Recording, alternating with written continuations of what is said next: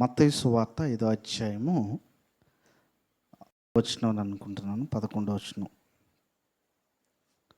ధన్యతలయ్యే 11వ వచనంలో అక్కడ చెప్పబడుతున్నటువంటి మాట చాలా విలువైనటువంటి మాట. దీన్ని ధ్యానిద్దాం రోజు. ఎందుకంటే ఈ లోకంలో క్రైస్తవుడిగా జీవించట్లో ఉన్నతమైన బహుమానం ఉంది. అయితే క్రైస్తవుడిగా జీవించడం అంత సులువైన పనేమి కాదు. అలా అని చెప్పి అది అసాధ్యం కాదు, అంటే కష్టమైనదే క్రైస్తవుడిగా జీవించడం. కానీ దాని యొక్క బహుమానం చాలా విలువైనటువంటిది. ఎందుకంటే పాపము లేనటువంటి యేసుక్రీస్తు భూమి మీదకి వచ్చినప్పుడు మానవుల్లో తరచుగా ఏముందనంటే పాపం అనేటువంటిది ఉన్నది. అయితే పాపము లేనటువంటి ఆయనను వెంబడించటం, ఈ భూమి మీద పాపము లేనటువంటి ఆయన వెంబడించటం, యేసుక్రీస్తును వెంబడించటం. కనుక తరచుగా పాపమునకును నీతికిని ఏమొస్తూ ఉంటుందనంటే భేదం వస్తూ ఉంటుంది. పాపము నీతి ఎప్పుడు కలిసి ప్రయాణం చేయవు.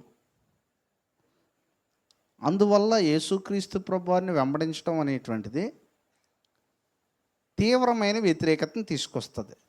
అంటే ఎలా అంటే లోకము మెచ్చుకోవడం అనేటువంటిది క్రీస్తుని వెంబడించడం కానే కాదు. ఎందుకంటే లోకము నేటి క్రైస్తవులకి శ్రమలు ఎందుకు కలగట్లేదు అని అంటే, ఒకటి ఒక కారణం ఏమై ఉండొచ్చు అంటే లోకంతో, అంటే యేసుక్రీస్తుని వెంబడించకుండా లోకంతో కలిసిపోయి ఉండొచ్చు. శ్రమలు రాకపోవడానికి కారణం అదే. శ్రమలు ఎందుకు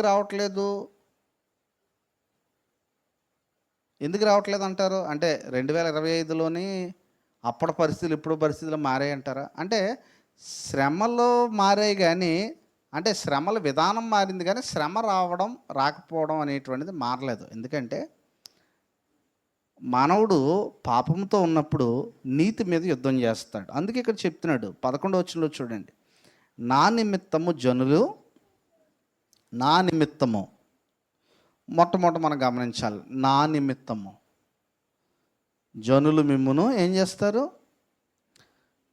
నిందించి, రెండోది హింసించి, మీ మీద అబద్ధముగా చెడ్డ మాటలల్లా పలుకున్నప్పుడు మీరు ధన్యులు. ఇది అసలు ఎప్పుడన్నా ఇది నెరవేరిందా మన జీవితంలో? నువ్వు యథార్థంగానే బ్రతుకుతున్నావు, అప్పుడు నింద ఎప్పుడన్నా వచ్చిందా? యథార్థంగా బ్రతుకుతున్నప్పుడు. అంటే మనము పాపం చేసినప్పుడు వచ్చే నింద గురించి నేను మాట్లాడట్లేదు. యథార్థంగా బ్రతుకుతున్నందుకు నీకు నింద వస్తే ధన్యుడివే. ఇది నెరవేరింది. కానీ మనం ఏంటంటే సాధారణంగా ఒక బౌండరీ కట్టుకుంటాం. ఎలా అంటే మంచిగా జీవిస్తేనే మంచికి రోజులు లేవనో, లేదంటే మంచిగా ఎంత కరెక్ట్గా బ్రతుకుతున్నా నాకు ఈ శ్రమలు ఏంటనో ఇలా ఆశ్చర్యపోయేవారు. అసలు క్రైస్తవం అంటే ఏంటో అర్థం కాకుండా క్రీస్తుని వెంబడించేవారు. ఎందుకు ఆశ్చర్యపోతున్నావు? ఫస్ట్ థింగ్, ఎందుకు ఆశ్చర్యపోతున్నానంటే క్రైస్తవం అంటే ఏదో అనుకొని వచ్చిన వాళ్ళు అన్నమాట. వాళ్ళందరూ ఏమైపోతారు?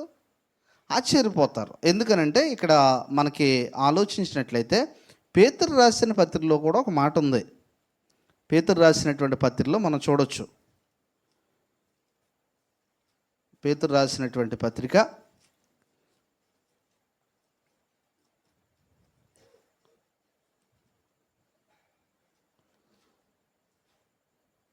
చూడండి, అక్కడ 4వ అధ్యాయము 12వ వచనము.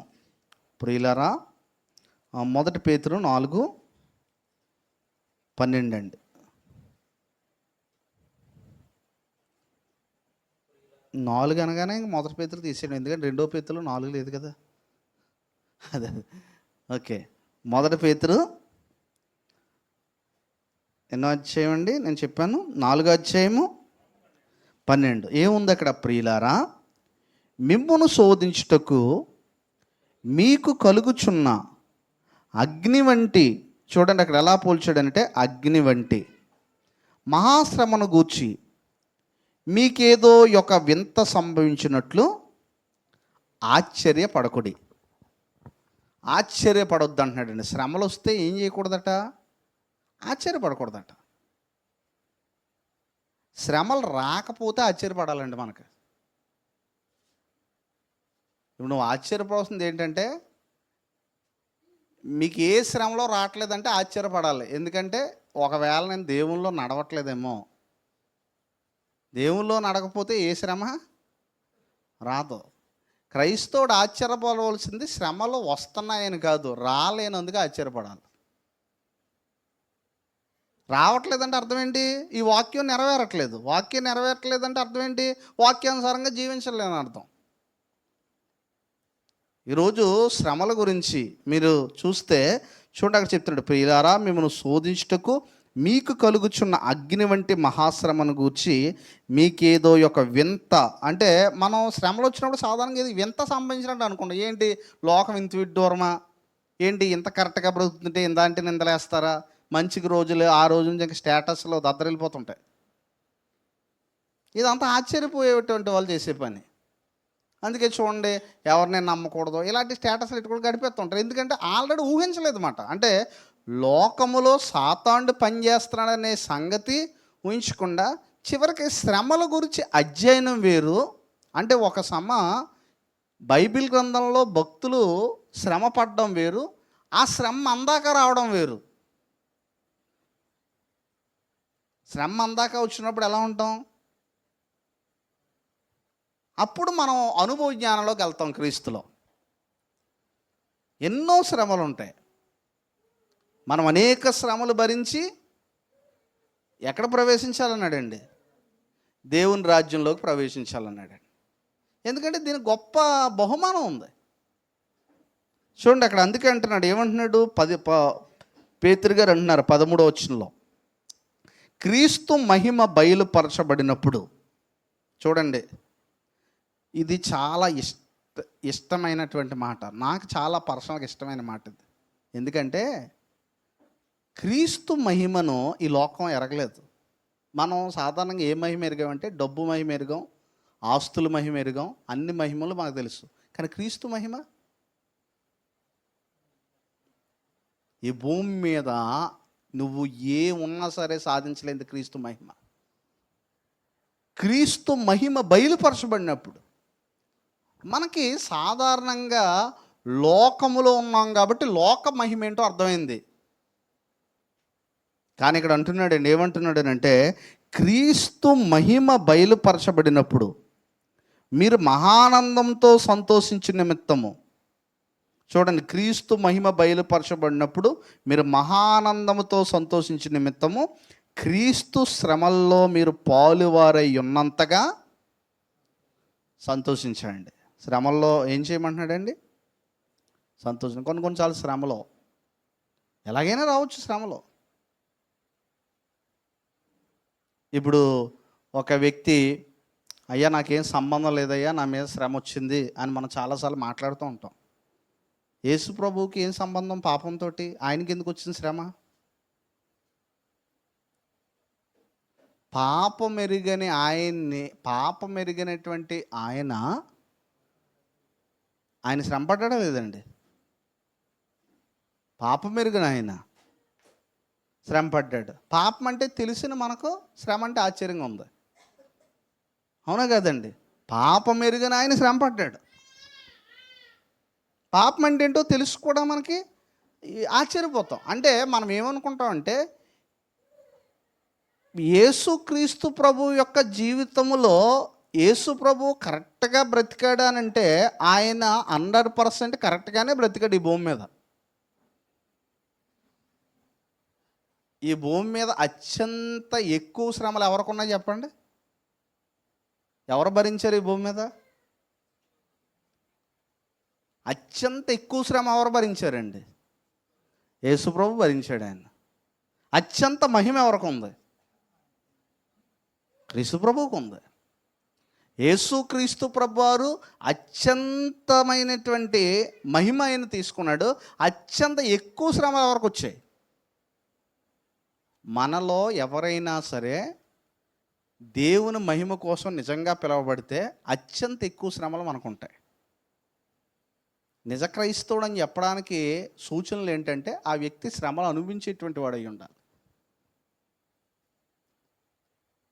గత 50 సంవత్సరాల నుంచి, గత 60 సంవత్సరాల నుంచి, గత 30 సంవత్సరాల నుంచి ఏ కష్టం శ్రమ లేకుండా బ్రతుకుతున్నానని ఎవరైతే దేవుడు బతికిస్తానని చెప్తున్నాడో అది పెద్ద అబద్ధపు మాట అది.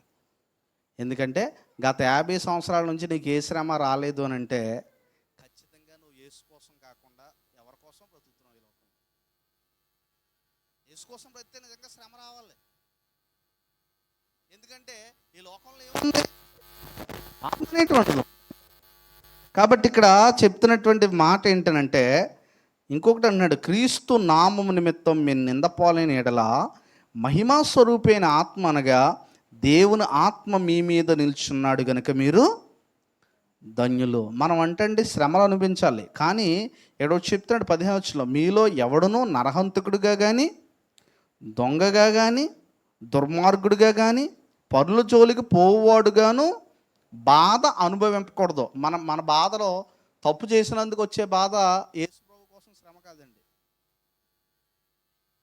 తప్పు చేసినందుకు వచ్చే బాధ వేరు, యేసు కోసం. చాలా మంది సాధారణంగా ఏం చేస్తారంటే దీన్ని మ్యాచ్ చేస్తుంటారు జీవితంలో.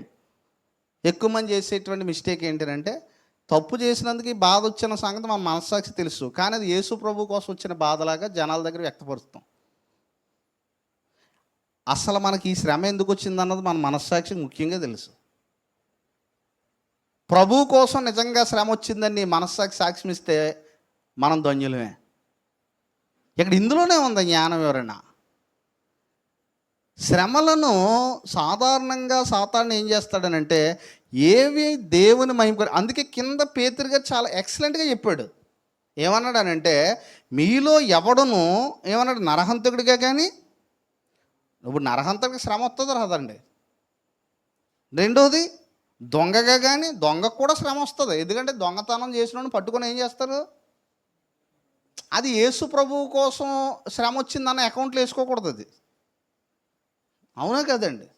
దొంగకే శ్రమ. శ్రమలు ఒక రకంగా శ్రమలు అనేటువంటివి పాపం చేసినందుకు నీతికి వచ్చిన శ్రమలు రెండు ఒకేలా ఉంటాయి. కానీ అవి ఎందుకు వచ్చాయి అనేటువంటిది ముఖ్య ఉద్దేశం అయి ఉండాలి. అందుకే ఇక్కడ చెప్తున్నాడు, ఏమంటున్నాడంటే మీలో ఎవడునూ నరహంతకుడిగా కానీ, దొంగగా కానీ, దుర్మార్గుడిగా కానీ, పరుల జోలికి పోవాడుగా కానీ బాధ అనుభవింప తగదు. ఎవడైనను క్రైస్తవుడైనందుకు బాధ అనుభవించిన ఎడల అతడు సిగ్గుపడక ఆ పేరుని బట్టి దేవుణ్ణి ఏం చేయాలి? ఇది చూడండి, క్రైస్తవుడు అయినందుకు బాధ అనుభవించడం. క్రైస్తవుడు అయినందుకు ఏం అనిపించాలట? ఈ లోకంలో మీరు చూడండి, ఎక్కువ మంది క్రైస్తవులు ఎందుకు ఎవరంటే కొన్ని శ్రమలు ఉంటాయండి. చాలామందికి మా మనసులో యేసుప్రభు ఉంటాడు, కానీ క్రైస్తవులు ఎందుకు ఎవరంటే క్రైస్తవులు అయితే బాధ అనుభవించాలి కాబట్టి ఆ బాధ ఎందుకు, ఈ లోకంలో బాధ ఎందుకు అనుభవించాలి? నేను సంతోషం అనుభవించడానికి పుట్టాను కాబట్టి సంతోషానికి అనుభవించాలి కాబట్టి యేసు ప్రభువును వదిలేస్తూ ఉంటారు.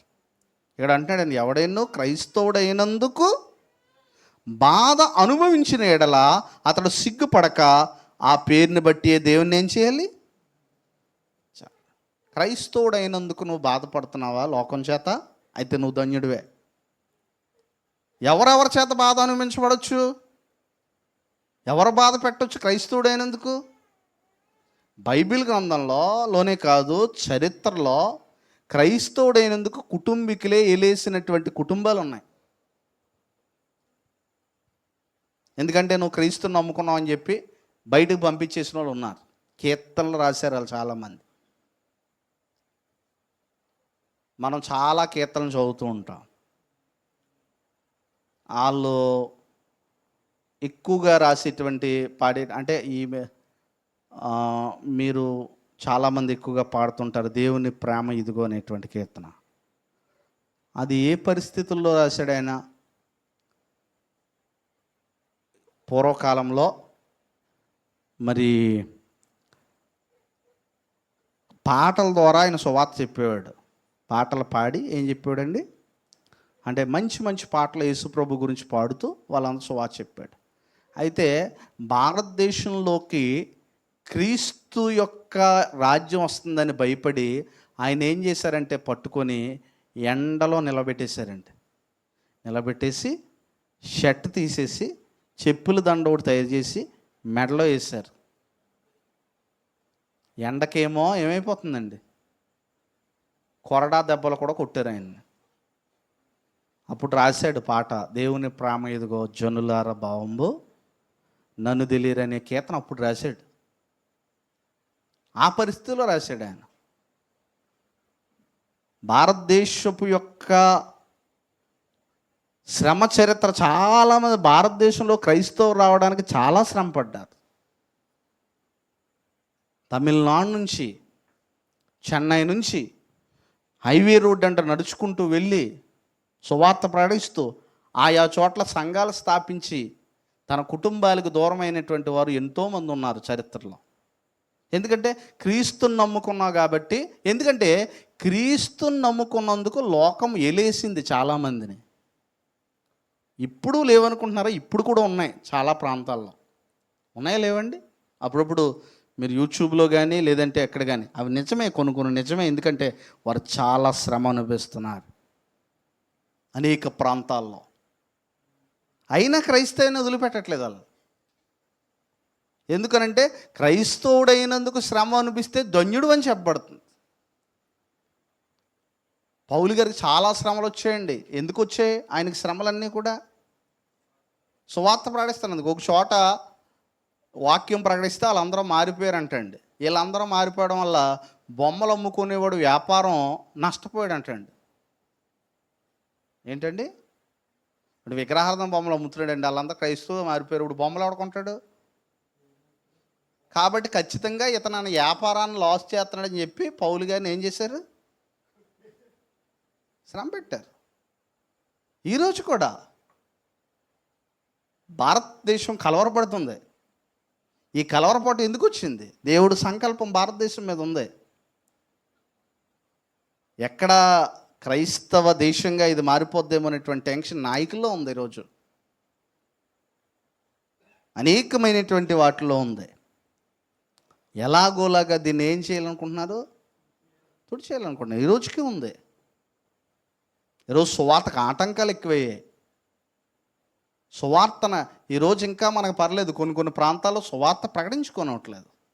కొన్ని ప్రాంతాల్లో చర్చిలు మూసేస్తున్నారు. కొన్ని ప్రాంతాల్లో చర్చిలు కూలగొడుతున్నారు. కొన్ని ప్రాంతాల్లో అయితే ఇంటింటికి వచ్చి నువ్వు క్రైస్తవుడు అయితే ఇంకా పలానాది కట్ట అని చెప్పి వెళ్ళిపోతుంటే వాళ్ళందరూ మేము క్రైస్తవులం కాదని చెప్పి ఒప్పుకొని మళ్ళీ లోకంలో కలిసిపోయిన కూడా ఉన్నారు. క్రీస్తు కొరకు వచ్చేటువంటి శ్రమలను. అందుకే ఇక్కడ ఒక విషయం ఏంటంటే, సుఖంగా బ్రతకడానికి చాలా మార్గాలు ఉన్నాయి. పరలోకం వెళ్ళడానికి ఒకే మార్గం ఉంది. చాలా మార్గాలు ఉన్నాయి. నువ్వు సుఖంగా బ్రతకాలని అనుకుంటే చాలా మార్గాలు ఉన్నాయి భూమి మీద. కానీ ఒక క్రైస్తవుడిగా బ్రతికి బాధ అనుభవించి శ్రమపడి నిత్యవారికి వెళ్ళాలంటే ఒకే మార్గం ఉంది. అదే నేనే మార్గం అన్నాడు. ఎవరండి? క్రీస్తు. ఆ బాధను ఎంచుకోండి. వారికి మహిమ అర్థమైంది కాబట్టే వారు సుఖ సంతోషాలను పెద్ద లెక్క చేయలేదు పౌలు గారు వీళ్ళందరూ కూడా. ఇది మనం చూస్తూ ఉంటాం ఈరోజు. అందుకే సమస్తమును నష్టముగా ఎలా ఎంచుకున్నాడంటండి ఆయన? పెంటతో సమానంగా ఎంచుకోవడం. పెంటతో సమానంగా ఎంచడం అని అంటే, మీరు పెంటలో ఉన్న వస్తువు మళ్ళీ ఎవడన్నా ఇంట్లో పెడతాడా? దేంతో సమానంగా ఎంచాడనంటే, ఇంట్లో అరమరలో సామానంతో సమానంగా ఎంచలేదు ఆయన. అరమరలో సామానం అయితే అత్తమానం తీసుకుంటూ ఉంటాం. పెంటలో సామానం మళ్ళీ ఎవడో వెళ్ళి ఆ పెంటలో ఉన్నదాన్ని ఎవడన్నా తీసుకొని చెత్త మళ్ళీ పట్టుకొస్తాడా ఇంట్లోకి? పౌలు అంటండి, తనకు భూమి మీద ఏ ఆధిక్యతలు అయితే ఉన్నాయో వాటిని పెంటతో సమానంగా ఎంచాడట. ఎవరి కొరకు? క్రీస్తు ప్రభువు కొరకు. వారు చేసిన త్యాగం చిన్నది కాదు. దేవుడు అందుకే మహింపరుస్తున్నాడు ఈరోజు. ఇంకా మనం చూస్తే ఇంకా ఎందుకు దూషిస్తారు ప్రజలు మనల్ని? ఎందుకు దూషిస్తారంటే ఇక్కడ ఉందండి చూడండి. ఎందుకు దూషిస్తారంటే, 4వ అధ్యాయం మొదట్లో చూడండి, 1 పేతురు 4వ అధ్యాయం మొదట్లో, క్రీస్తు శరీరమందు శ్రమ పడెను గనుక మీరును అట్టి మనస్సును ఆయుధముగా. క్రీస్తు శరీరమందు ఏం పడ్డాడంటండి? ఏ మనస్సును ధరించుకోమన్నాడు? క్రీస్తు శరీరమందు శ్రమ పడిన గనుక మీరును అట్టి మనస్సును ఆయుధముగా. అంటే శ్రమ పడే మనస్సు మనకు ఉండాలి. అసలు ముందు క్వశ్చన్ ఏంటంటే, ఈరోజు క్రైస్తవుడు శ్రమ పడడానికి ఇష్టపడలేదు. ఇప్పుడు ఎక్కడంట మీటింగులు చూడండి, ఎక్కడ చూసినా సరే, ఎందుకు క్రీస్తు సంఘంలో తప్ప మిగతా చోట్ల జనం ఎక్కువ మంది వెళ్తారు? మీరు ఎనుకన్నా ఆలోచించండి. ఎందుకనంటే మానవుడు సుఖపడే బోధలు చేస్తూ ఉంటారు కాబట్టి. మానవుడు ఈ లోకంలో సుఖంగా ఎలా బ్రతకాలి అనే బోధలు మీరు కోరుకున్నవి అవుతే, మీ బాధలు తీరిపోతే, ఇదంతా తీసుకొచ్చి వెళ్ళడం వల్ల మానవుడు ఈ భూమి మీద సుఖంగా బ్రతకాలనుకుంటున్నాడు కాబట్టి ఆటోమేటిక్గా అలాంటి బోధకి అట్రాక్ట్ అవుతూ ఉంటాడు. అందుకే దీన్ని ఏమంటారంటే, బైబిల్ పరిభాషలో ప్రాస్పరిటీ గాస్పల్. ఏ ప్రాస్పరిటీ గాస్పల్లో చెప్పేటువంటి సేవకుడైనా బైబిల్ గ్రంథంలో ధనం గురించి బోధించగలడా? యేసుప్రభు అన్నాడు, మీరు సిరికిని దేవునికి దాసులై ఉండనారు అంటుంటాడు. మీరు ఖచ్చితంగా ధనవంతులగుటకు అపేక్షించేవారు శోధనలోనూ ఏమంటుంటాడండి, ఊరిలోను. కానీ ప్రాస్పరిటీ గాస్పల్ ఏం చెప్తున్నానంటే, నిన్ను యేసుప్రభు ధనవంతుడిగా చేస్తాడని చెప్తుంది. ఆటోమేటిక్గా ధనవంతుడిగా అవ్వాలనే ఆలోచన వీళ్ళలో ఉంది కాబట్టి వాళ్ళ దగ్గర పరిగెడుతున్నారు. ప్రాస్పరిటీ గాస్పల్ 100% రాంగ్ అని ఎవ్రీ బైబిల్ వచనం ప్రూవ్ చేస్తుంది. యేసుప్రభు అందుకే అలాంటి బోధ చేయలేదు. ఒకరిని కలం విస్తరించడం వాని జీవానికి ఏం కాదన్నాడు ఆయన, మూలం కాదని చెప్పాడు. ధనవంతుడిగా ఉండడం తప్పు కాదు, కానీ ధనవంతుడు అవ్వాలనే అపేక్ష తప్పు. ఎందుకంటే కొంతమంది దేవుడు ధనవంతులుగా ఉంచుతాడు, వారు అనుకోపోయినా వారిని ధనవంతులు చేస్తాడు. అబ్రహాము ధనం సంపాదించాలని టార్గెట్ కాదు, దేవుడు ధనం ఇచ్చాడు ఆయనకి. కానీ భూమి మీద మానవుడి యొక్క లక్ష్యం ధనవంతుడు అవ్వాలనేటువంటి కోరిక, ధనాపేక్ష. అంత మాత్రమే కాదు, భూమి మీద సుఖంగా బ్రతకాలనేటువంటి కోరిక. భూమి మీద ఆటోమేటిక్గా మీరు ఆలోచించినట్లయితే, మీరు చూడండి, మన బిడ్డలకి శ్రమ పడ్డం మనం నేర్పిస్తామా? కొంతమంది అంటుంటారు, ఏ కష్టం లేకుండా పెంచి. ఎవరు పెంచమన్నారు అలాగా? యేసుప్రభువా? వాళ్ళకి శ్రమలు. అందుకే ఈ రోజున చూడండి, శ్రమలు పడ్డానికి అమెరికా లాంటి దేశాల్లో, లేదంటే కొన్ని దేశాల్లో సువార్తకి వారి బిడ్డలను పంపించాలంటే రిస్క్. అది లగ్జరీ లైఫ్ వదిలేసి ఎవడొస్తారండి సువార్తకి?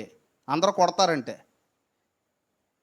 కానీ వాళ్ళు ఎలా ట్రైనింగ్ ఇస్తారంటే, కొన్ని దేశాల్లో ఆర్మీలోకి వెళితే ఎలా గర్వపడతారో, వారు సువార్త పనికి వెళ్తే అలా గర్వపడతారు కొన్ని తల్లిదండ్రులు. ఎందుకంటే అది చాలా శ్రమను కూడా వాళ్ళకి తెలుసు. ఎందుకంటే సైనికుడితో పోల్చబడ్డాడు ఇక్కడ. అందుకే శ్రమ అట్టి మనస్సును ఆయుధముగా ధరించుకోండి. ఇప్పుడు చూడండి, ఇన్ని సభలు పెడుతున్నారు బయట. ఈ వచనం గురించి ఒక్కరోజు మాట్లాడరు ఎవరన్నా? ఈ వచనం గురించి మీరు శ్రమను భరించాలనే మనస్సును ధరించుకోండి అనే మాట ఎప్పుడన్నా ఇంతమంది బోధిస్తారా? ఇంతమంది జనాల్లో శ్రమను, మీరు క్రీస్తు శ్రమ పడ్డాడు కాబట్టి మీరు కూడా అట్టి మనసును ఆయుధంగా ధరించుకోండి అని చెప్పడం మానేసి, మీకు శ్రమలు పోతాయి రండి, ఈ రాత్రే మీ కష్టాలు తొలగిపోతాయని చెప్పి ప్రాస్పరిటీ గాస్పల్లో బోధిస్తున్నారు ఈ రోజుల్లో. సాతాండు ఎలా అంటాడంటే, క్రైస్తవులందరూ ఏకం కండి అని సాతాండు అంటున్నాడు. ఎలా ఏకం అవ్వమంటారు? దేన్ని బట్టి? అక్కడ దేవుడు చెప్పాడు, మేకలు మళ్ళీ ఎలా ఉంటాయి? గొర్రెలు ఉంటాయి. కానీ సాతాండు ఏమంటాడంటే, అందరూ క్రీస్తునే నమ్ముకున్నారు కదా, అందరూ క్రీస్తునే నమ్ముకున్నారు, కానీ అందరూ క్రీస్తు చెప్పింది చేయట్లేదు, అందరూ క్రీస్తు బోధించింది బోధించట్లేదు. ఒక విషయం ఏంటంటే, ప్రపంచంలో ఎక్కడెక్కడైతే క్రైస్తవులు ఎక్కువ మంది ఉన్నారో వాళ్ళందరూ క్రీస్తునే నమ్ముకున్నారు, కాదంటలేదు. కానీ క్రీస్తు నమ్ముకున్నారు, కానీ క్రీస్తు చెప్పింది చెప్పట్లేదు. క్రీస్తు చెప్పిందే చెప్తున్నారు. క్రీస్తు ప్రభు ఏం బోధించాడు చూడండి. ఇంకా మనం ఆలోచించినట్లయితే ఇక్కడ చూడండి, అట్టి మనసును ఆయుధంగా ధరించుకొనుడి. చూడండి, శరీర విషయంలో శ్రమ పడినవారు శరీరమందు జీవించు మిగిలిన కాలం ఇక మీదట మనుజాశలను అనుసరించి నడుచుకునక. దేవుని ఇష్టానుసారంగానే నడుచుకున్నట్లు పాపముతో జోలి ఇక ఏమీ లేక ఉండును. మనము పోకిరీ చేష్టలు, తర్వాత ఏంటండి, దురాశలు, తర్వాత మూడోది మద్యపానము, అల్లరితో కూడిన ఆటపాటలు, త్రాగుబోతుల విందులు, చేయదగని విగ్రహ పూజలు మొదలైన వాటి యందు నడుచుకొనుచు అన్యజనుల ఇష్టము నెరవేర్చుచుండుటకు గతించిన కాలమే చాలు. ఇవన్నీ ఉండకూడదండి. ఎక్కడ అల్లరితో కూడిన ఆటపాటలు ఉండకూడదు. ఈ మధ్య ఈ వివాహాలకి ఏదైనా ఫంక్షన్ జరుగుతుంటే చాలామంది కూడా ఎంటర్టైన్మెంట్ ఉండాలండి. అంటే ఏంటి, అల్లరితో కూడిన ఆటపాటలు జరగాలి అక్కడ, వాక్యం మానేసి ఏం చేయాలి? క్రైస్తవుడు ఎంటర్టైన్మెంట్ వ్యక్తి ఈ భూమి మీద. దేవుని కోసం శ్రమ పడడం గురించి ఆలోచిస్తున్నావు అసలు? ఎంతసేపు ఎంటర్టైన్మెంట్, ఎంతసేపు ఉల్లాసమే, కానీ యేసు ప్రభువు కోసం శ్రమ పడాలనేటువంటి ఒక సవాల్ తీసుకుంటున్నావు ఈ భూమి మీద. ఎంటర్టైన్మెంట్ వచ్చేసింది ఈరోజు. ఏదన్నా చూడండి, మీరు కనుక ఎంటర్టైన్మెంట్ కోరుతున్నారు, వాక్యాన్ని కోరట్లేదు. ఎందుకంటే వాక్యము ఆటోమేటిక్గా ఏమైపోతుందనంటే కనుమరుగైపోతుంది. అంత మాత్రం కదా, చాలా చూడండి భూమి మీద. ఒకరోజు 1వ శతాబ్దంలో వారు చాలా కష్టపడి ప్రయాసపడి జనాల్ని ఉల్లసింప చేయలేదండి. వాళ్ళు సువార్త బోధించారు. ఆ రోజుల్లో సువార్త ప్రకటించడం అంటే అంత లోతుగా ప్రకటించేవారు. ఈ రోజున చూడండి, ఒకవేళ ఇంకా చూడండి, మీరు కింద ఏమంటున్నారనంటే మద్యపానము, అల్లరితో కూడిన ఆటపాట్లు, త్రాగుబోతుల విందులు, చేయదగని విగ్రహ పూజలు. కొంతమంది ఈ మధ్య ప్రాస్పర్టీ గాస్పల్ పోస్తున్నారు, విగ్రహ పూజలు చేయొచ్చు అంటున్నారు.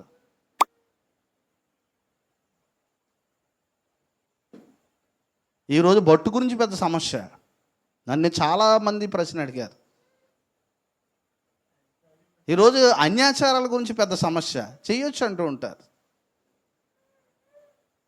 ప్రతి అన్యాచారానికి ఒక మూలం ఉంది, ఖచ్చితంగా ఉంది. ఏం చెప్తుందనంటే దాని వెనకాల విశ్వాసాన్ని తెలియపోస్తుంది. ఒక ఆచారం ఉందంటే దాని వెనకాల ఒక విశ్వాసం ఉందంటే, ఉందంటారా లేదంటారా? దాని మూలాల్లోకి వెళ్తే ఒక విశ్వాసం ఉంది. ఇప్పుడు ఏదన్నా మీరు తీసుకోండి.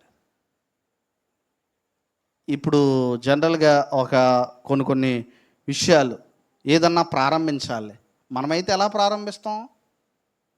ప్రార్థన చేసి ప్రారంభిస్తాం. కానీ అన్యుడు వచ్చి ఏమంటాడు? ఎలా ప్రారంభించాలంటాడు? వంట చేసినా ఏం చేసినాని ఏం కొట్టాలంటాడండి? కొబ్బరికాయ కొట్టండి అంటాడు. మనం ఏం చేస్తాం? నిజంగా మనం ఖండిస్తాం అలాంటి టైంలో. ఎందుకంటే మా దేవుడు మాకు సహాయం చేయగలడు, మేము ప్రార్థన చేస్తాం. దాని వెనకాల నమ్ముతున్నాము మనం. ఒక విషయం ఏంటంటే ఆచారం కాదు, దాని వెనకాల ఒక విశ్వాసం ఉంటుంది. ఇప్పుడు ఏదన్నా ఇల్లు కట్టాలి, దాని వెనకాల కొన్ని విశ్వాసాలు ఉన్నాయి, వాస్తులు ఉన్నాయండి.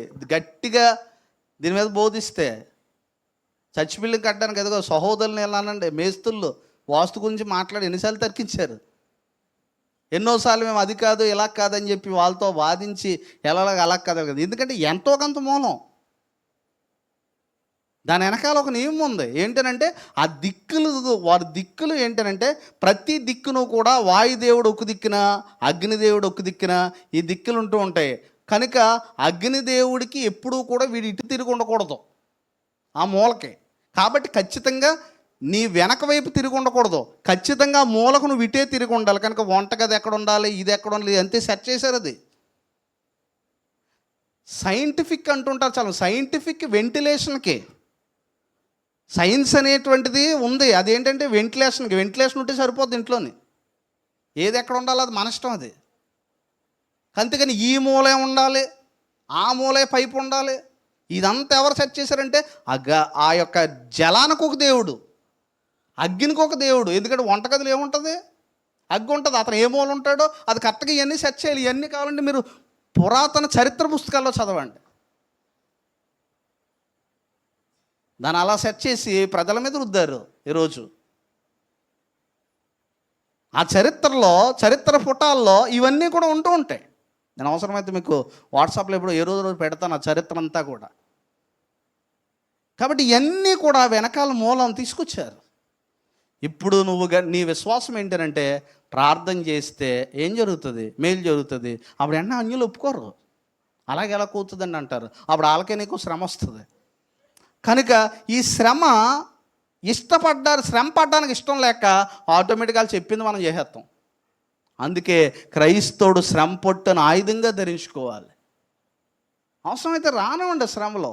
ఒకవేళ ఊరంతా నిలేసిందా నష్టమేమీ లేదు. ఎందుకనంటే నువ్వు క్రీస్తుకు సాక్షిగా బ్రతకాలి. ఎందుకంటే నువ్వు వెళ్ళబోయేది చివరికి ఎక్కడికి వెళ్తావు? చివరికి నువ్వు వెళ్ళబోయేది, నువ్వు ఎంతకాలం ఈ గ్రామంలో ఉండిపోతావా? ఏదో రోజు ఖచ్చితంగా చివరికి ఎక్కడికి వెళ్ళాలి? యేసు ప్రభు దగ్గరికి వెళ్ళాలి. ఫైనల్ డెస్టినీని నిర్ణయించేది దేవుడే. కనుక ఇవన్నీ చూడండి. ఎందుకు ఇంకా అక్కడ అంటున్నాడండి, మొదలైన వాటిని నడుచుకొనుచు, 3వ వచనంలో అంటున్నాడండి, అన్యజనులు ఇష్టము నెరవేర్చుటకు, అన్యజనులు ఇష్టం అండి నెరవేర్చుటకు గతించిన కాలమే చాలు అన్నాడండి. అన్యజనులు ఇష్టం నెరవేర్చుటకు కొన్నిసార్లు ఇది చూడండి. ఆ తర్వాత ఈ 4వ వచనం, అపరిమితమైన ఆ దుర్వ్యాపారమునందు తమతో కూడా మీరు పరిగెత్తకపోయినందుకు వారు ఆశ్చర్యపడుచు మిమ్మల్ని ఏం చేస్తున్నారు? వాళ్ళతో పరిగెడితే ఎవరో దూషించరండి. పరిగెట్టకపోతేనే ఏం చేస్తారు? దూషిస్తారు. లోకంతో పరిగెడితే ఎవడో దూషించడం. లోకంతో పరిగెట్టడం పులుస్తో పెట్టి యేసుక్రీస్తుతో పరిగెడితే నీకు ప్రతిరోజు ఏముంటాయండి. అందుకే అన్నాడు ఆయన, ఎన్ని రోజులు శ్రమలంటే ప్రతి దినము తన సిలువను ఎత్తుకుని నన్ను ఏం చేయాలి? గమనించాలి. క్రీస్తు ఎంత గొప్పవాడనంటే శ్రమలు ఇష్టపడేలా చేస్తాడు. శ్రమలు ఇష్టపడేలా చేస్తాడు. ఎంత సంతోషం వేస్తుందంటే క్రీస్తు కొరకు శ్రమలు వచ్చినప్పుడు క్రీస్తు శ్రమల్లో పాలువారే ఉన్నంతగా సంతోషించండి.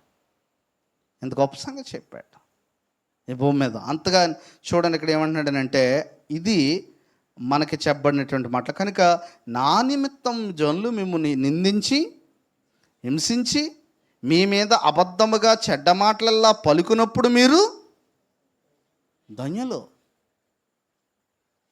ఎప్పుడు ధన్యులు అవుతాం మనం అని అంటే ఇలాగా చెడ్డ మాటలల్లా పలుకున్నప్పుడు మీరు ధన్యులు. సంతోషించి ఏం చేయమన్నాడండి? ఆనందించండి. ఇంకా కొన్ని విషయాలు, కొన్ని మాటలు మనం చదువుదామండి ఈ మాట. ఎందుకంటే శ్రమలో రావడం గురించి సంతోషించి ఆనందించడని చెప్పబడుతుంది. రోమా 8:17-18 చూడండి అమ్మ. రోమా 8:17-18. 8వ అధ్యాయము 17వ వచనము. మనం చాలా చదువు. మనం పిల్లలమైతే వారసులము, అనగా దేవుని వారసులము, క్రీస్తు కూడా మహిమ పొందుటకు ఆయనతో శ్రమ పడిన ఎడల క్రీస్తు తోడి వారసులము. ఇంత స్పష్టంగా బైబిల్ ఉంది. కానీ ప్రజలను ఏం చేస్తున్నారు? మీరు ఆలోచించండి. ఇప్పుడు శ్రమలన్నీ పోతాయని బోధించే ఆయన దగ్గరికి ఎంతమంది వచ్చే సుఖమే ఉంది? ఇక్కడ బైబిల్ ఒకటి బోధించి ఆయన ఒకటి బోధిస్తున్నాడు. ఇక్కడ స్పష్టంగా చెప్పబడుతుంది. తర్వాత ఇంకొక విషయం, 2 కొరింథీ చూడండి 4వ అధ్యాయం. 2 కొరింథీ 4:17 అండి. 2 కొరింథీ 4:17 అక్కడ అంటున్నాడండి. 4:17, మేము దృశ్యమైన వాటిని చూడక అదృశ్యమైన వాటిని నిదానించి చూచున్నాము కనుక. చూడండి, దృశ్యమైనవి చూస్తున్నామా, అదృశ్యమైనవి ఎక్కువ చూస్తున్నామా మనం? ఇదే మన ఆత్మీయత. మనకి ఎక్కువ చనిపోవడంతో క్రైస్తవం ఆగదు. కాబట్టి ఇక్కడ అదే చెప్పబడుతున్నది ఏంటంటే, ఆ స్థలంలో నా యందు విశ్వాసం చేయండి, నన్ను గూర్చి సాక్షి అయిన అంతిప అయిన వాడు మీ మధ్యన చంపబడ్డాడు. అంత మళ్ళీ కళ్ళ ముందే ఏం చేశారు? అంతిపైని చంపేశారు. కళ్ళ ముందు చంపితే అంత భయంకరంగా ఉంటుంది చూడండి. ఇంకోటి ఎవరైనా క్రైస్తవుడు అవుతాడా? ఒక ఊళ్ళో క్రైస్తవుడు అయినందుకు చంపేశారని అన్నారండి. ఆ ఊళ్ళో చర్చికి వెళ్ళడం ఆదివారం ఎంతమంది మానేస్తారు? వెళ్తారంటారు చర్చికి?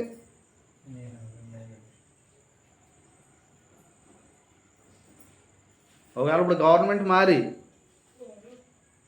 ఇదిగో క్రైస్తవులందరినీ కూడా రాళ్ళ దెబ్బలు కొడతామనంటే ఆదివారం చర్చిలు ఎన్ని ఖాళీ అయిపోతాయి చూడండి. ఎవరో నమ్మకంగా శ్రమపడడానికి ఇష్టపడేవాడు అవసరమైతే ప్రాణాలు వదలడానికైనా వచ్చి చర్చికొచ్చి కూర్చుంటాడు. ఆ రోజు అలా జరిగింది. వాళ్ళ మధ్యన చంపేసినా వారు ఎవరిని వదలలేదు అంటాడు. నీవు నా నామమును గట్టిగా చూడండి చేపట్టి నా యందల విశ్వాసం విసర్జించలేదని నేను ఎరుగుదును.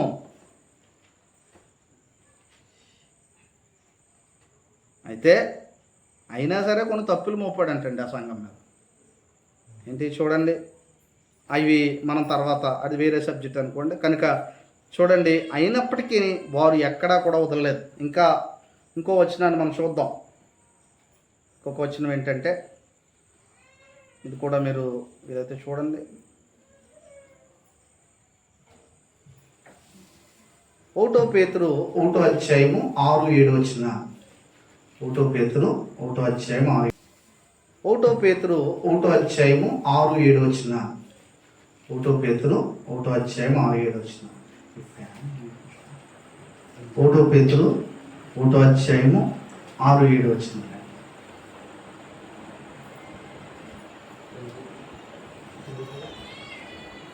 1:6-7 వచన.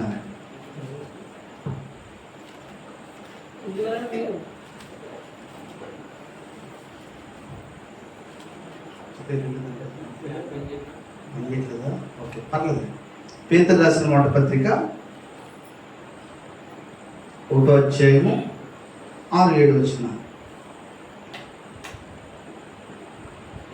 చదవండి. ఇందువలన మీరు మిక్కిలి ఆనందించుతున్నారు కానీ అవసరం బట్టి చూడండి నానా విధమైన శోధన చేత ప్రస్తుతం కొంచెం కాలం మీకు దుఃఖం కలుగుతుంది. తర్వాత ఏం జరుగుతుంది? దుఃఖం తర్వాత నశించిపో సువర్ణము అగ్ని పరీక్ష వలన శుద్ధపరచబడుచున్నది కనుక కదా, దానికంటే అమూల్యమైన మీ విశ్వాసం. చూడండి ఏమన్నాడు? అమూల్యమైనది అంటండి విశ్వాసం. అమూల్యమైనది విశ్వాసం అంటే వెలకట్టలేని విశ్వాసం.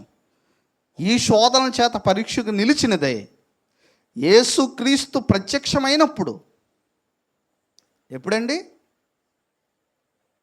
ఇప్పుడు కనుక యేసుక్రీస్తు ప్రత్యక్షమైతే లోకంలోకి నిజంగా ఆయన కొరకు బ్రతికే వారి ఘనత ఎలా ఉంటుందో చూడండి. యేసుక్రీస్తు ప్రత్యక్షమైనప్పుడు మీకు ఏం కలుగుతుంది? మెప్పును మహిమయు ఘనతయు కలుగుటకు ఏమవుతుందండి? కారణమగును. కాబట్టి దీన్ని బట్టి మనం ఎక్కడా కూడా శ్రమల్లో తొణికిసలాడడానికి మనం ఎక్కడా కూడా మన విశ్వాసాన్ని వదులుకోకూడదు. మార్కు సువార్త 9:41 కూడా ఉంది చూడండి. అక్కడ కూడా యేసుప్రభు వారు బోధించారు. మార్కు సువార్త 9వ అధ్యాయము 41 వచనం అండి.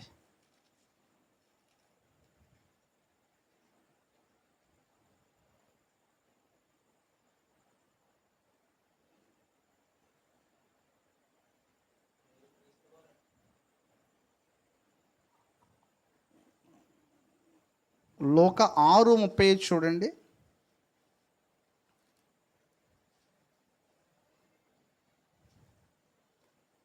క్షమించండి.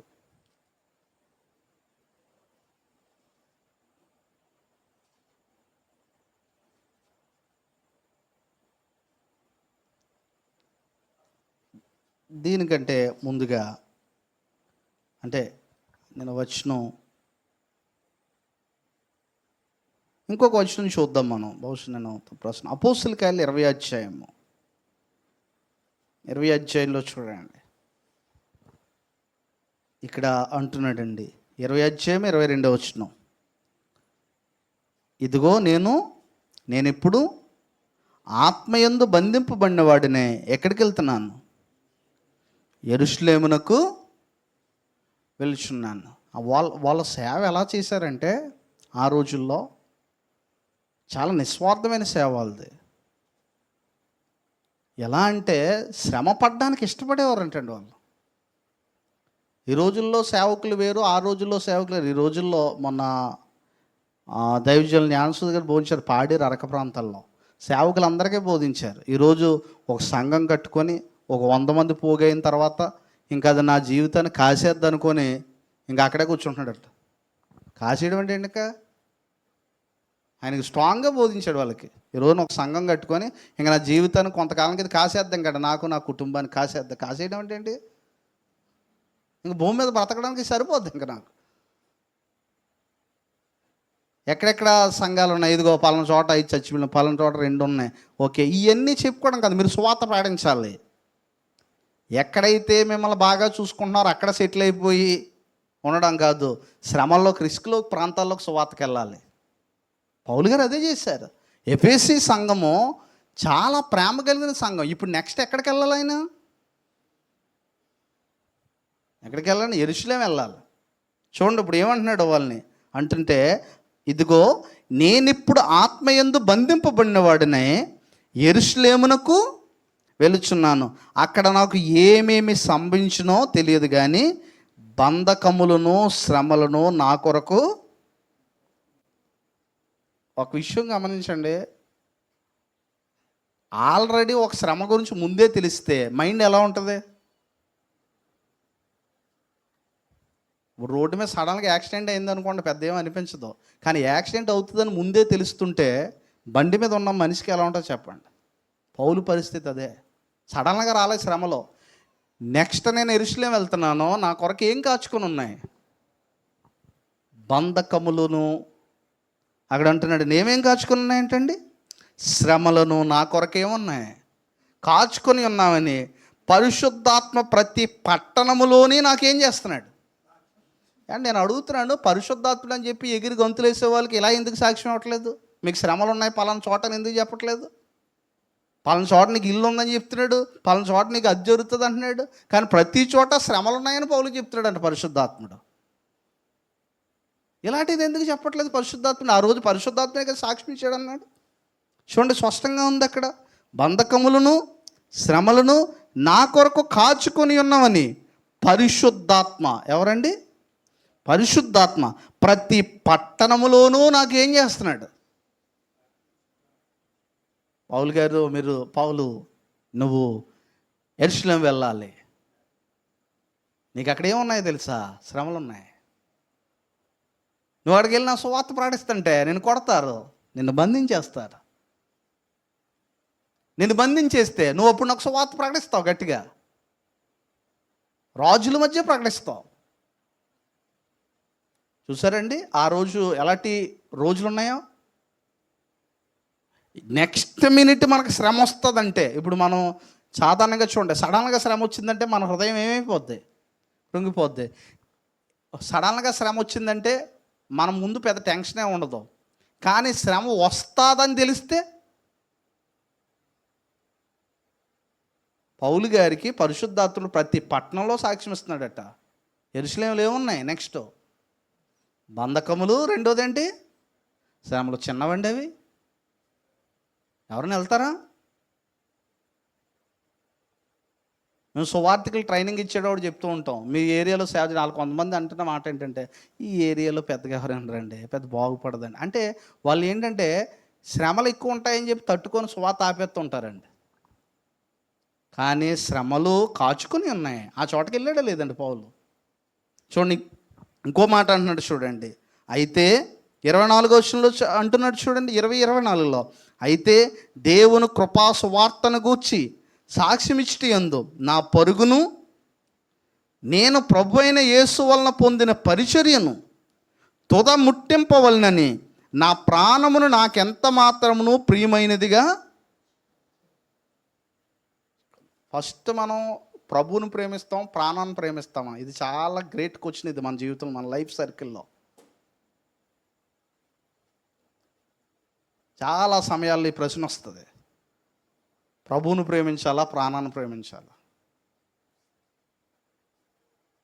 చూడండి ఇప్పుడు అక్కడికి వెళ్తే పౌలు గారికి ఏమొస్తాయి? శ్రమలు వస్తాయి. ఆగిపోతే ఒకవేళ పౌలు ఎఫెసులోనే ఉండిపోతే ఆ శ్రమలో ఉండో ఇంకేముండో, బంధకాలు ఉండవు. తెలిసి మరీ వెళ్ళాడండి అక్కడికి, తెలిసి మరీ వెళ్ళాడు. సేవ అంటే ఒక ప్రజలు అనుకునేదంత సులువు కాదు. ఎందుకంటే మనుషులు హృదయాల్లో ఉండే సాతాను గూడు కట్టాడు. అర్థమయ్యేలా వరకు బోధించాలంటే మనుషులు సువార్త ప్రకటించే వారి మీద దాడి చేస్తారండి. యెరూషలేములో ఏం చేశారో తెలుసండి? కొట్టారు, బంధకాలు ఉన్నాయి, బంధకాలు వేసేసారు. ఎలాంటి బంధకాలు వేశారు? ఆయనకి ఎంతో శ్రమ పెట్టారు ఆయన్ని. వాళ్ళు ముఖ్యంగా చూడండి, చెరసాలు వెళ్ళారు, అక్కడ కాళ్ళకు బొండలు వేసి ఏం చేశారు? వాళ్ళని బిగించేశారు. బిగించేస్తే అక్కడ చెరసాల నాయకుడు ఏం చేశాడండి? అక్కడ చెరసాల నాయకుడు అతని కుటుంబమును ఏం చేశారు? ముందు ఆలోచించండి, అసలు ఎంత రిస్క్ ఫేస్ చేశారో చూడండి. దేవుడు కూడా చూడండి, మనము శ్రమలు రాకపోతే సువార్త సాధారణంగా ఇప్పుడు మనందరం ఆలోచించేది ఏంటంటే టెన్షన్ పడిపోయేది. కొంతకాలానికి క్రైస్తవులకు మనుగడ ఉంటుందో లేదో అని శాఖ టెన్షన్ పడిపోతున్నాం మనం గవర్నమెంట్ల గురించి కదా. ఎందుకంటే దేవుడికి అంత ఆలోచన లేదంటారా పైనుండే? మనం ఎంత చిన్నగా ఆలోచిస్తామంటే విషయాన్ని చాలాసార్లు దేవుడికి పరిస్థితులు ఏమీ అర్థం కానట్టు. అంటే దేవుడు క్రైస్తవ్యాన్ని స్థాపించింది ఎవరు ఈ భూమి మీద? దేవుడు. ఆయనకి విరోధంగా ఆరోపించిన ఏ ఐదమన్నా వర్ధిల్లినట్టు చరిత్రలో ఉందా?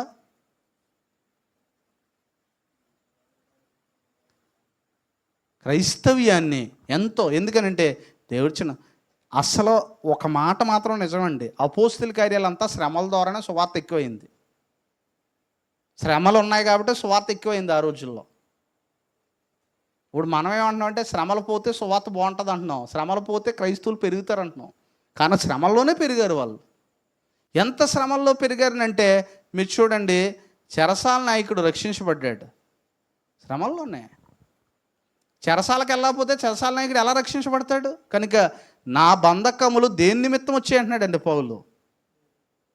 సువార్త మరీ ఎక్కువగా ప్రబలుటకే. ఒక మాట అన్నాడు, చివరిగా మాట చూద్దాం చూడండి, మనం ఫిలిప్పీలకు రాసిన పత్రికలో అక్కడ అంటున్నాడండి,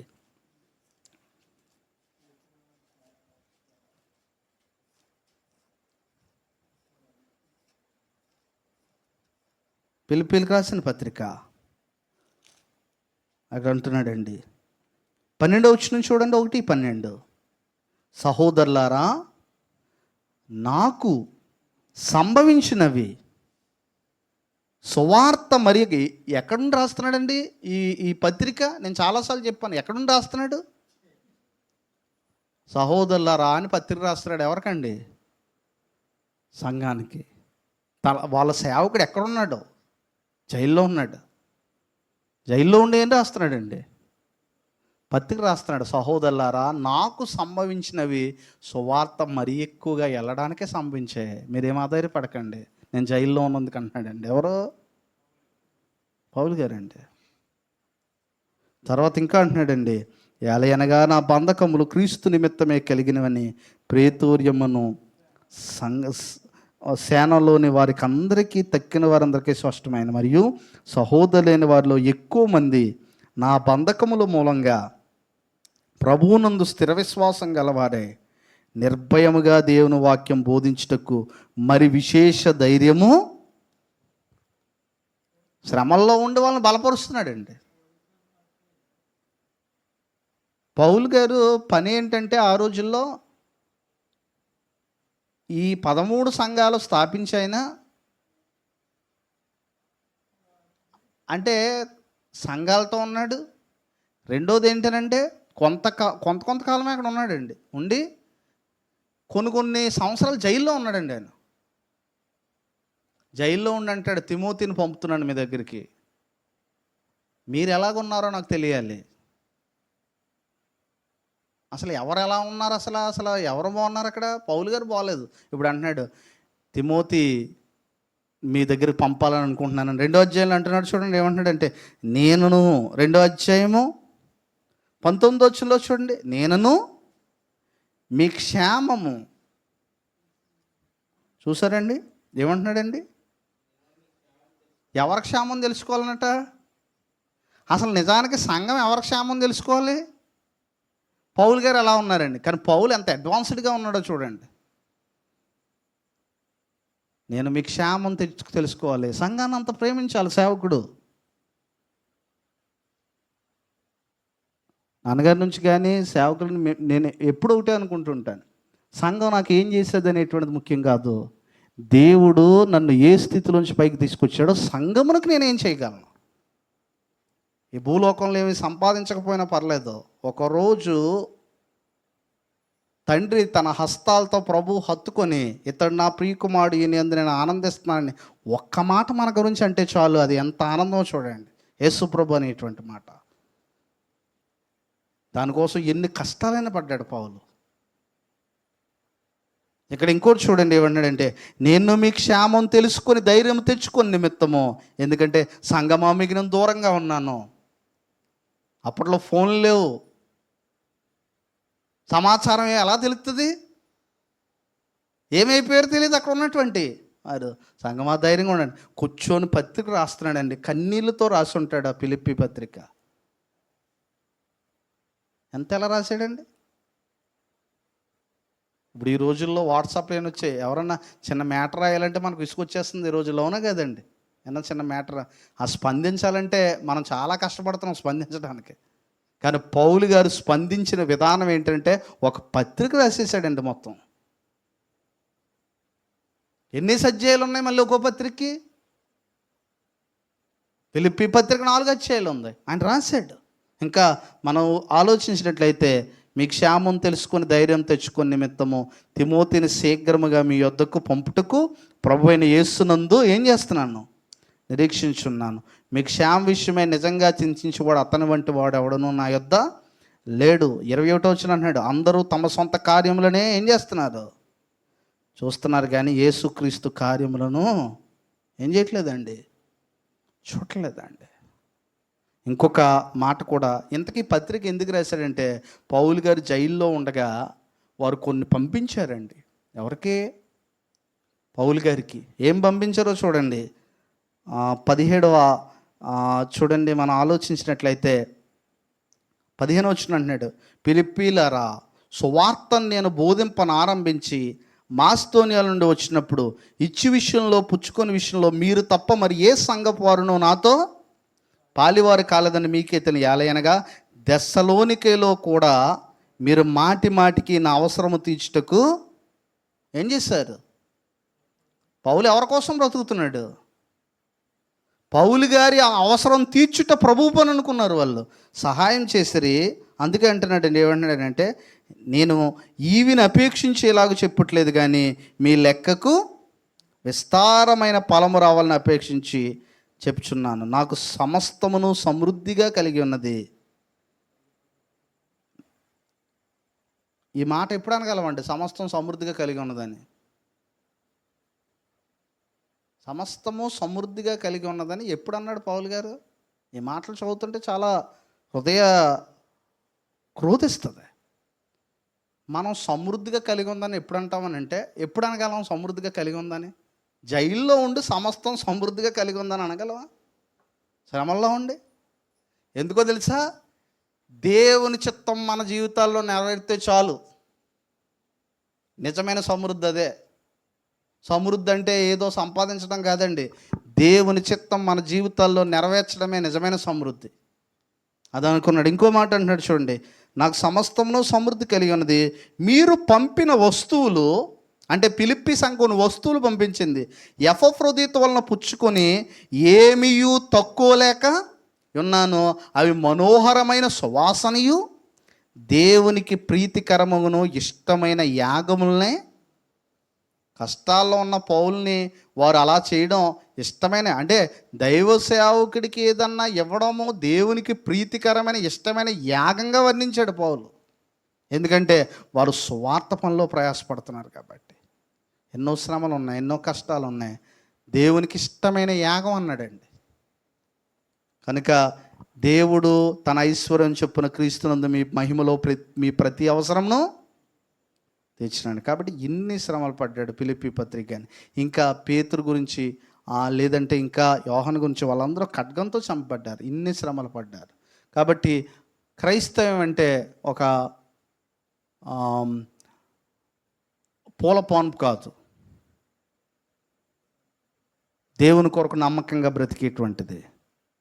ఈ లోకంలో ఎన్నో శ్రమలు ఎదురైనా ఆత్మకు కావలసిన వాక్యాన్ని దేవుడు ఏం చేశాడంటే మనకి పెట్టాడు. ఇందులోనే ఆనందం ఉంది. అందుకే పౌలు గారు అన్నారు, ఎల్లప్పుడూ ప్రభువునందు ఆనందించండి, మరలా చెప్పుదును ఆనందించండి అని చెప్పాడు. కనుక నిజమైన ఆనందం ఏంటంటే క్రైస్తవుడికి శ్రమలన్నీ పోయిన తర్వాత ఆనందం వస్తుందండి అని అనుకోకండి. శ్రమల్లో ఆనందించండి. బైబిల్ ఇదే బోధిస్తుంది, శ్రమల్లో ఆనందించండి.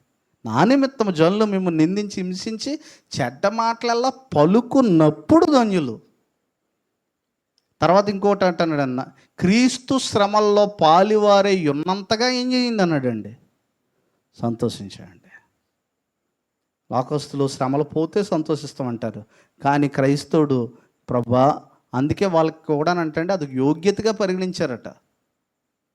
ఎలా అంటే పరీక్షలు ఎవరికి వస్తాయండి?